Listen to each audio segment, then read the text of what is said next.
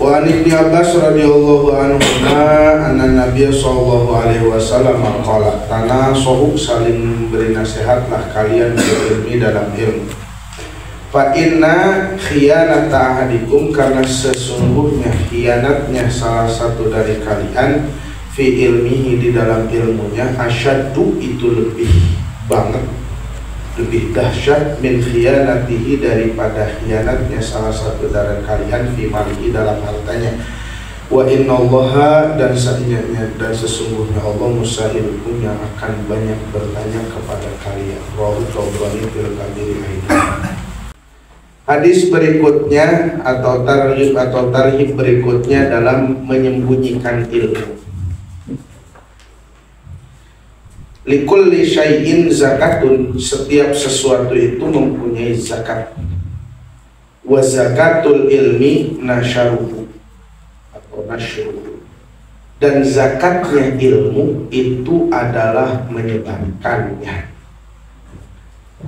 Kalau harta tidak akan berkurang, mana kosot sodakotun min malin, kalau sodakoh tidak akan menjadikan penyebab berkurangnya harta, mana kosot sodakotun min malin, bal yazdad.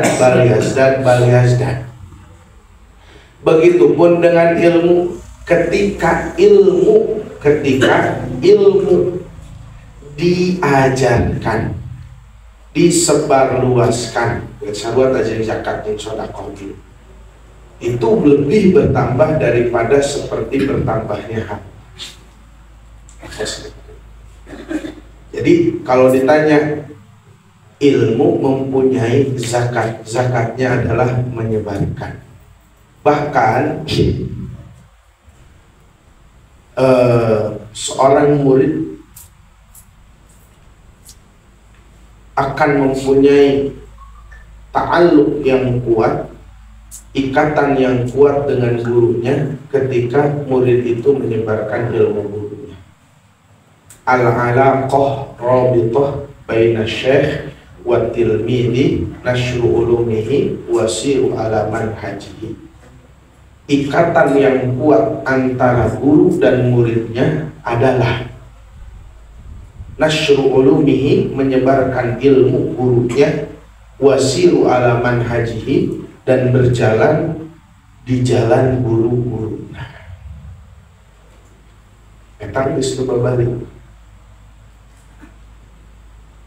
Jadi kalau pengen nggak bingung, ya udah lihat aja presiden gimana, lihat almarhum gimana, alaqoh begitu. Jangan sampai kayak tasbih yang putus. Istiqah pakai data zikir, istiqah cekal deh kudu zikir. Kalau tasbih putus itu mencala satu, berarti nggak ala kohrobito. Kalau selama kita ala kohrobito berkaitan yang kuat, itu nasyur ulumi, menyebarkan ilmu guru, wasiru ala manhaji, dan berjalan di perjalanannya guru. Dan sehingga Allah Subhanahu wa ta'ala pun telah mengambil janji, wa qad akhadallahu mitsaq 'alal ladzina utul kitaba wal ilma ayyubayyinu linnas.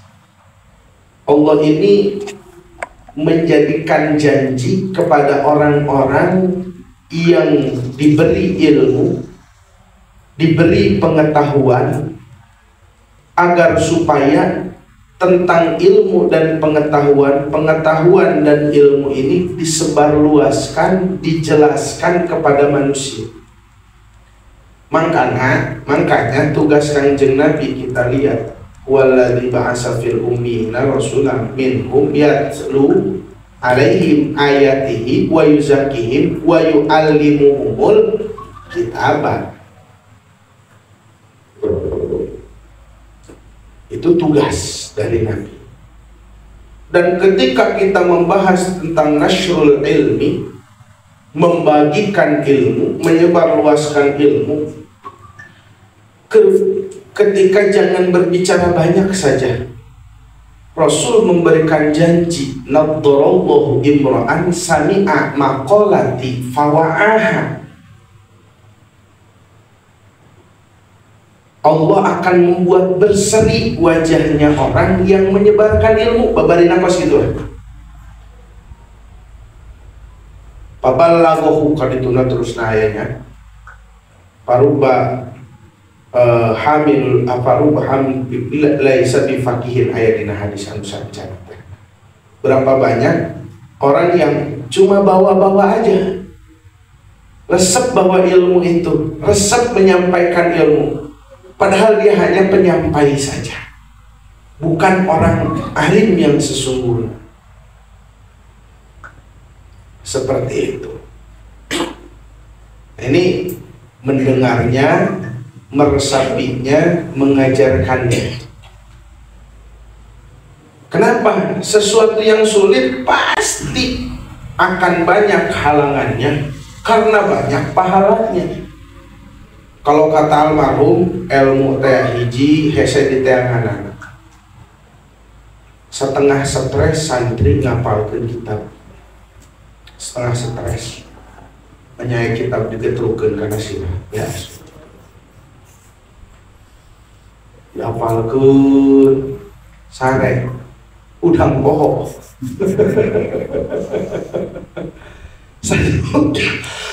Sulit diamalkan. Satu sulit didapatkan, dua sulit diamalkan. Berapa banyak di sini yang mengetahui tentang tahajud tapi belum bisa melaksanakan tahajud? Berapa banyak yang mengetahui tentang duha tapi belum bisa duha? Sulit diamalkannya. Yang kedua, setelah sulit diamalkannya, sulit disampaikannya. Banyak orang alim, tapi kalau nyampein kagak jelas. Lidahnya sering keplecot apa kepaletot. Setelah sulit menyampaikan, sulit cari yang dengarnya. Sudah mudah dapat yang dengarnya, sulit jadi hidayahnya. Sampai guru kita mengatakan, orang bisa mendapatkan informasi. Tadi malam ngaji ya. Jadi kalau kita dengar YouTube, dengar TikTok, dengar nonton segala macam, itu bukan ilmu, melainkan hanya informasi. Karena ilmu itu harus musyahadah. Bisimain wa musyahadatin, bisimain wa musahadatin, dengan mendengar dan saling.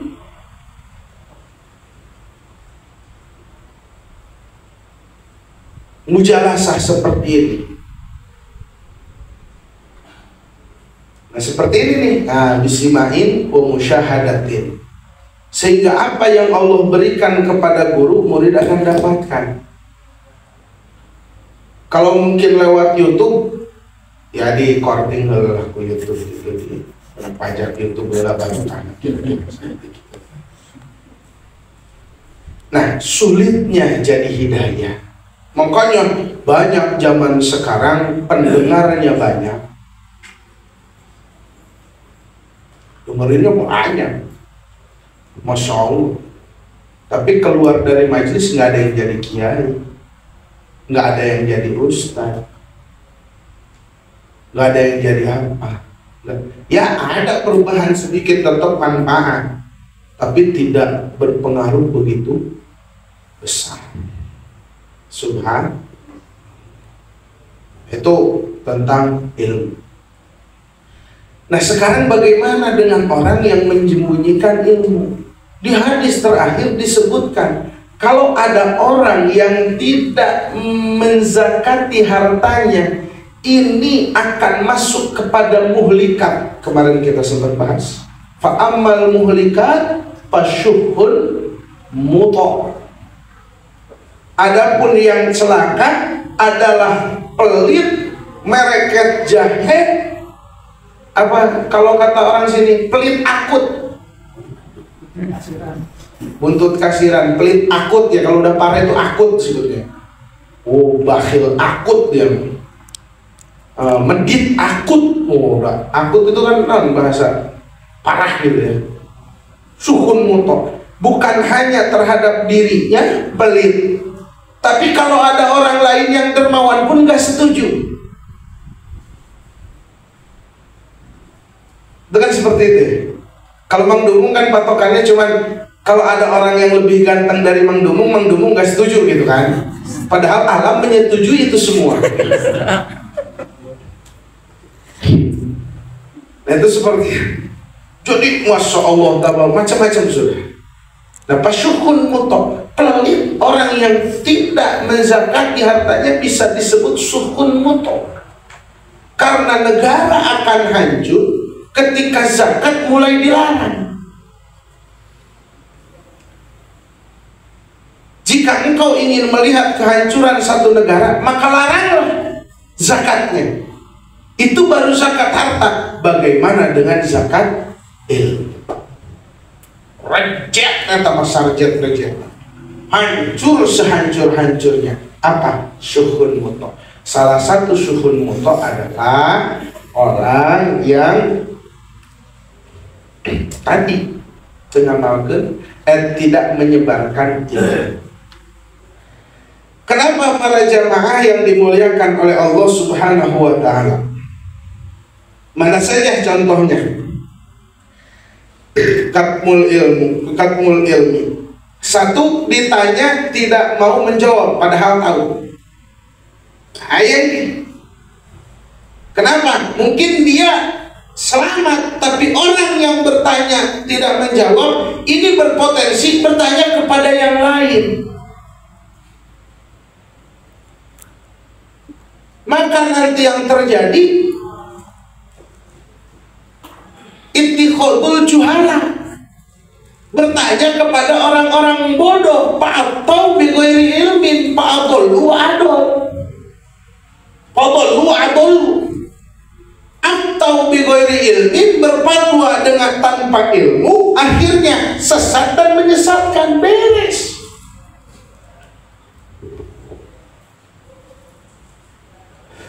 Itu seperti itu. Enggak sesat, menyesatkan lagi. Efeknya terus makin seperti bola salju. Anaknya nanya, kanu bapaknya nanya ke jelema nu salah deh. Anaknya bertanya sama bapaknya yang nanya ke orang yang salah, atau anaknya ikut salah. Bininya nanya, bininya ikut salah. Entar anaknya udah tua, punya anak lagi, jadi cucunya nanya lagi, dijawab dengan yang seperti itu, salah. Wadallu wa adallu. Yang kedua kita lihat nih, satu pernyataan yang dimiliki oleh seseorang, orang memiliki ilmu, kemudian ada orang salah dalam perilakunya, kemudian itu dibenarkan. Nanti asupnya man ra'a minkum munkaron falyughayyirhu biyadi, fa illam yastati fa bilisani, fa illam yastati fa biqalbi, dengan hatinya, fa huwa aqul iman. Hati-hati, ujian buat kita. Setan itu mengganggu. Mohon maaf, kemarin kita nanti akan kita lewati hadisnya, insya Allah akan kita baca insya Allah. Ketika azan dikumandangkan, itu setan lari terkentut-kentut. Bahasanya kayak gitu. Lari ini setan sambil kentut. Lahu durotun. Kentutnya juga pakai suara kencang kan? Gitu. Kenapa itu setan sampai terkentut-kentut dan kentutnya sengaja dikencengin supaya suara aja gak kedengeran? Kapan setan? Setelah azan beres dikumandangkan, setan balik lagi. Qomat dikumandangkan, setan kabur lagi. Ketika suwiba atau uqimat taswib, ketika didirikan sholat, setan balik lagi ke yang sholat. Terus sampai kapan setan terus mengganggu? Sampai beres sholat. Sebelum masuk pondok pesantren, mau masuk pondok pesantren, setan gak ganggu. Udah, jangan pesantren, balik lagi aja. ngamuk di jalan sih ya. Enggak, saya tetap pesantren. Nyampe di kobong, setan mengganggu lagi. Ulah betah. Ayo mah betah. Ulah ngapalkeun. Ulah ngaji. Setan itu. Betah ngaji rajin segala macam datang dari setan. Wis cukup pesantren saking di lembur segala macam ya. Bareng masyarakat ilmu saking istirahat bisa olah cenah. Terus, nah keluar dari pondok pesantren kata gurunya lulus, setan pun tidak berhenti mengganggu. Cek setan tadi, masya Allah, mana mah cocok jadi jelema tawaduk. Kamu mah cocok jadi orang tawaduk. Oh si Onok mah, dihiasi terus. Mau ngajar, mau magahan, setan ngaganggu. Akhlak kamu belum cocok buat jadi guru dan ustaz.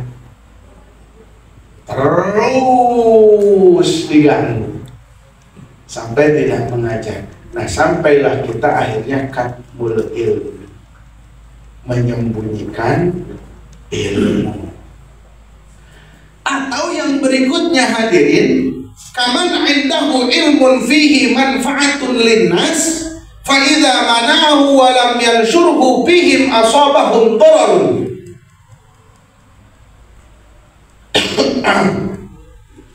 Apa? Orang yang mempunyai ilmu yang bermanfaat dalam fasenya masing-masing atau entong leuwih hanteuing ya. Pesantren genep tahun can kencang-kencang teuing saya langsung coba masyarakat geura buka Fathul Mu'in tuh. Dari otakna meureun EQ-na di bawah standar gitu. Arek buka Fathul Mu'in sampai almarhum itu saya masih ingat. Almarhum itu ngomong kayak gini. Ngajar di masyarakat jangan yang tinggi-tinggi kitabnya. Kasih takrib aja ya, atau Fathul Qorib aja geus utah masyarakat mah diberes sakitu ge bikin. Luhur-luhur teuing liur moal masyarakat. Ngebahas zakat onta lila teuing masyarakat. Cek masyarakat teh, bahkan lain masyarakat tuh ngomong lagi Bang Haji Utis. Urang onta lagi eueuh.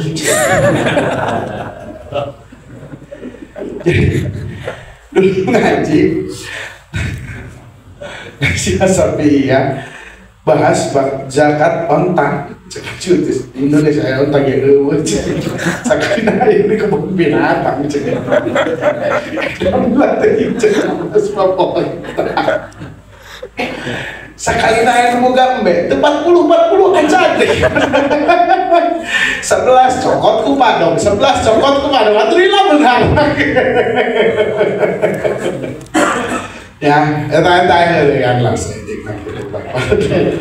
Ini contoh kalau kalian di masyarakat. Tuh kalau di pesantren mah tuh saluhur-luhur nah gitunya. Pas gitu tampalan dulu sampean. Nah ini apa? Seseorang yang berpotensi punya ilmu yang bermanfaat pada kelasnya masing-masing. Oh, aing mah kelas ikro lah. Saya kelas ikronya.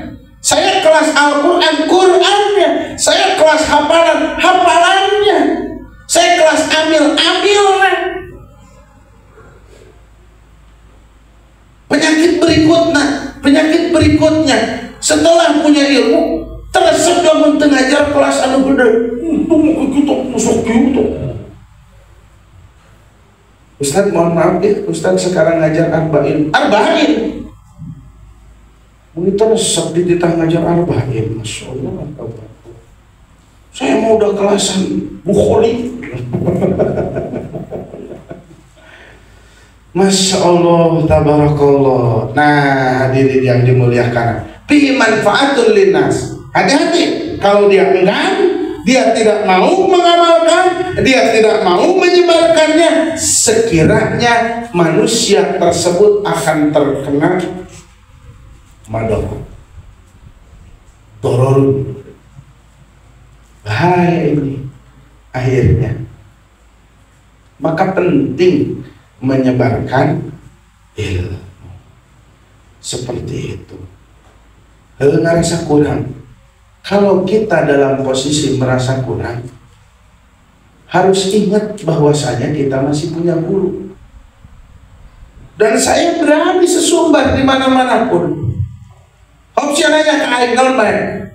Kayak lamun teu bisa ngajawab, teu boga guru sakitu we. Orang tanyaan. Jadi seperti itu para jamaah yang dimuliakan oleh Allah Subhanahu. Hadirin yang dimuliakan oleh Allah Subhanahu wa taala, inilah akibatnya apa? Al-jamahu bilijamin minanna. Kalau hanya diikat ya kambing diikat ya, apa dikalungin gitu ya. Ini kan al-jamah itu aslinya apalagi kuda teh ya. Lamun kebo kaluh ya.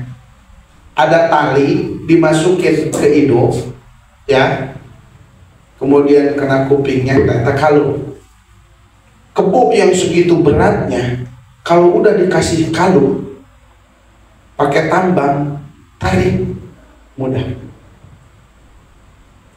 Kuda beringas kalau udah ada kalungnya urut. Jadi hadis ini menunjukkan satu, betapa sakitnya siksaan orang yang menyembunyikan ilmu. Hidungnya sampai dicolok pakai kaluh lijam minana. Yang kedua naon? Guys pasti pinaraka minana. Lijam minana nyambung tali kana neraka. Atau guys, kemana arah tali tersebut dia ikut. Nih, kebau belah dia, kerbaunya sebelah sini, di kalung.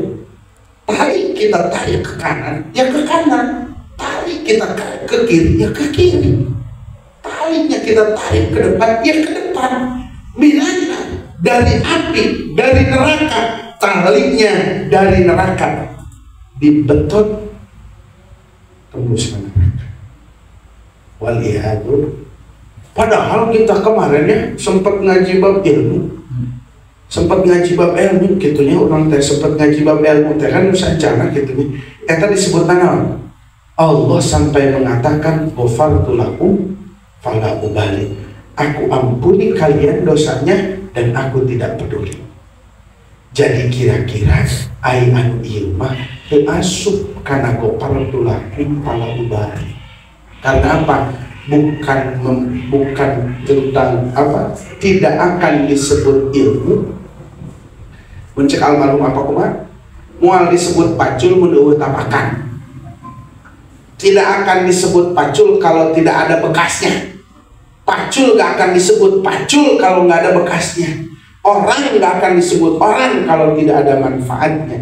Ilmu atau berilmu tidak akan bisa disebut berilmu kalau ilmu tersebut tidak membekas pada orang lain. Dan bagaimana ilmu tersebut akan membekas pada orang lain sedangkan ilmunya saja tidak disebarkan. Tong ngarep hayang disebut jelema alim lamun cenah teu daek nyebarkeun kana ilmu. Ilmu saeutik emang dititah nage lu boga doang. Naon babagi nu teu boga? Buat apa bagiin yang kagak punya? Masyarakat kumpul sini, saya akan bagi-bagi uang 1 miliar. Boga duit nak itu, naon? Lu boga bagikeun, lalu teu boga. Subhanallah, mudah-mudahan para alumni lebih rajin lagi nasyur ilmunya dan lebih rajin lagi mencari ilmunya, menjadi ilmu yang berkah dan manfaat, baik buat diri pribadi, buat masyarakat, keluarga dan lain-lain. Amin ya Allah ya Rabbal alamin. Hadani ya Allah wa iyyakum ajmain. Ihdinas siratal mustaqim. Assalamualaikum warahmatullahi wabarakatuh.